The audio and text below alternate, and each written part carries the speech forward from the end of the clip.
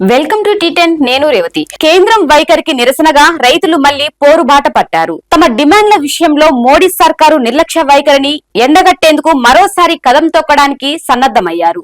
కనీస మద్దతు ధరకు చట్టబద్ధతతో పాటు పలు డిమాండ్లపై రైతులు చాలా కాలంగా ఆందోళన చేస్తున్నా కేంద్రం స్పందించడం లేదు. వారితో చర్చలకు సైతం సుముఖత చూపడం లేదు.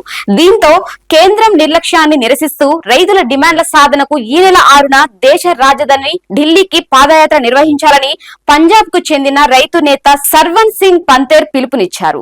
దేశంలోని రైతులందరూ వారి వారి నేతలు సంఘాల ఆధ్వర్యంలో పాదయాత్రగా ఢిల్లీకి కదిలి రావాలని కోరారు.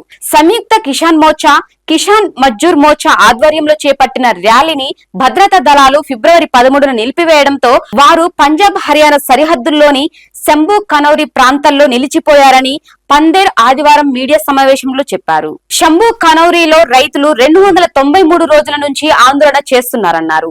రైతుల పట్ల కేంద్రం నిర్లక్ష్య వైఖరిపై సర్వన్ సింగ్ మండిపడుతూ శంభు నుంచి దేశ రాజధానిగా ర్యాలీ నిర్వహించాలని కోరారు. ఈ మేరకు ఆయన ఉద్యమ కార్యాచరణను వివరించారు. తొలుత రైతులందరూ శంభు వద్ద కలిసి గ్రూపులుగా ఏర్పడాలని, మొదటి గ్రూపు రైతులకు షత్నం సింగ్ పన్ను, సురీందర్ సింగ్ చౌతాలా, సుజిత్ సింగ్ పూల్, బల్జిందర్ సింగ్ నాయకత్వం వహిస్తారని చెప్పారు. ఈ గ్రూప్ తమకు కావాల్సిన నిత్యావసరాలను తీసుకుని ఢిల్లీ వైపు శాంతియుతంగా ర్యాలీగా వెళ్లాలన్నారు. రైతులు ప్రతిరోజు ఉదయం 9 నుంచి సాయంత్రం 5 గంటల వరకు పాదయాత్ర కొనసాగిస్తారని, తర్వాత రోడ్డు పక్కన రాత్రుళ్లు గడుపుతారన్నారు. అయితే ఒక్కో గ్రూప్ లో ఎంతమంది ఉండాలన్న విషయాన్ని తర్వాత తెలియజేస్తామన్నారు.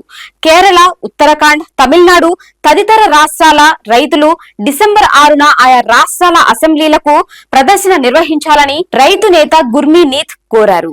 కాగా కనౌరి సరిహద్దుల్లో ఎస్కేఎం నేత జగ్జిత్ సింగ్ దల్లేవాల్ తన ఆమరణ నిరాహార దీక్షను కొనసాగించారు.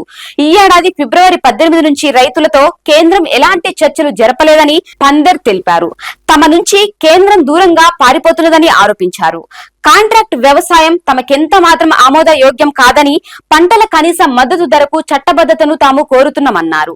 5 ఏళ్ల పాటు ధాన్యం, మొక్కజొన్న, పత్తి పంటలకు కనీస మద్దతు ధరతో ప్రభుత్వ సంస్థలు కొనుగోలు చేస్తాయని కేంద్ర మంత్రులు అర్జున్ ముండా, పీయూష్ గోయల్, నిత్యానంద్ రాయ్లు తమకు ఇచ్చిన హామీలను అప్పుడే తిరస్కరించినట్టు ఆయన చెప్పారు.